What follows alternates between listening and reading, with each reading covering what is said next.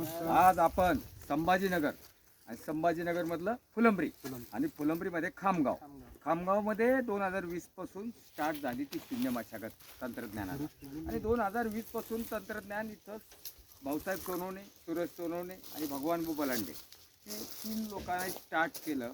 आणि सुरुवात केल्यानंतर 2020चे मस्त काम झालं. 2000ला बेड पाडले त्यांनी, नांगरणी एकदाच केली, एकदाच रोटावेटर केला आणि 4.5 फुटाची त्यांनी बेड पाडले. आज तुम्ही बेड बघितले आणि बेडचा आकारमान आहे 4.5 फूट आणि उंची आहे 6 ते 9 इंचपर्यंत. आणि 6 ते 9 इंचापर्यंत तुमची उंची झाली की त्यानंतर बेड मोडायचं आणि हे शेतकऱ्याला आम्ही समजून सांगितलंय.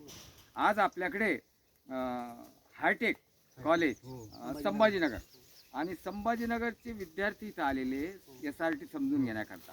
आणि संभाजीनगरमधले हायटेक कॉलेजचे की बा हे शून्य मशागत तंत्रज्ञान काय त्याबाबत ते समजून घेत आहे आपल्याकडे आज. आणि समजून घेत असताना त्यांनी मगाशी माती नमुने तपासणीसाठी घेतले आणि तपासणीमध्ये कर्बचं प्रमाण किती आहे, ECचं प्रमाण किती, इलेक्ट्रिक कंडक्टिव्हिटी, त्याच्यानंतर pH सामू आम्लमिल pH लेवल काय इथं, त्याच्यानंतर पाणी मुरण्याचं प्रमाण सुद्धा त्यांनी जाणून घेतलं. इथं बाजूला विहिरी की SRT मुळे किंवा शून्य मशागत तंत्रज्ञान अवलंब केल्यामुळे विहिरीच्या पाणी पातळीत कशी वाढ होती हीच त्यांनी जाणून घेतलेलं आहे. आणि ते ह्या शून्य मशागतीच्या शिवारात आज वर्ग समजून घेत आहे. आणि मी तंत्र समन्वयक गुलाबराव खंडागळे संभाजीनगर आणि त्यांना माती नमुन्याच्या पद्धती आणि त्याला कंपॅरेटिव्ह किंवा कंपायर करण्याकरता किंवा त्याच्याच बाजूला दुसरं शेत की बिगर शून्य मशागतीचं आहे त्यांची मशागत चालू आहे. तिथून एक नमुना काढला शून्य मशागतीचा 4 वर्षाचा बेड तसाच आहे, 5 वर्ष चालू आहे. तिथून एक नमुना घेतला. नमुना घेण्याची पद्धत 1 बाय 1 मीटर आहे आणि कडा कपारा साचून आणि साधारण 4-5 जागेला त्यांनी नमुने कलेक्ट केलेले आहेत. आणि नमुने कलेक्ट करून ते आज त्यांच्या तपासणीला ते चाललेलं आहे. पण शून्य मशागत तंत्रज्ञान ज्यावेळेस बघत असताना करत असताना शेतकऱ्याचा मोठा फायदा भूमाता सशक्त आणि पाणी मुरण्याचं प्रमाण.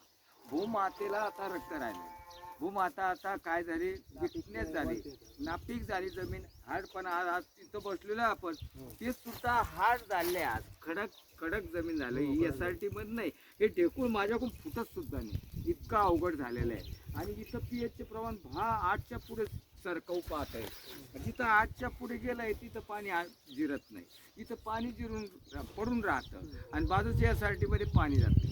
आज भाऊसाहेबचं बघितलं तिथं सुद्धा पाणी साठत होतं, पण एका दुर्गम वाहिनीने पाणी काढून दिलं. म्हणजे जास्तीचा पाऊस झाला तर बाहेर जातो, कमीचा पाऊस झाला तर वॉटर कन्झर्वेशन होतं. म्हणजे वॉटर कन्झर्वेशनचं सुद्धा काम चालू आहे. मी मगाशी बोललो तुम्हाला की पाणी मुरण्याचं काम सुद्धा चांगलं चालू आहे. आज आनंद होतो हा की एवढा सगळा म्हणजे हा एक 70 ते 80 एकरचा पॅच हा आणि 80 एकरावर शून्य मशागत तंत्रज्ञान नानाजी देशमुख कृषी प्रकल्पांतर्गत माननीय कोळेकर सराकडून आलेलं.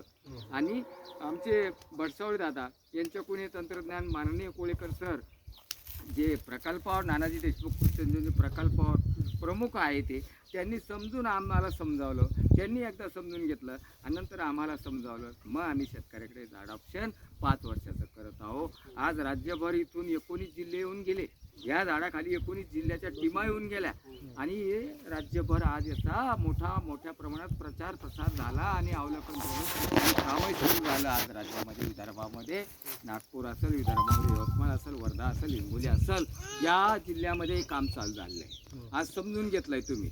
धन्यवाद. राम राम.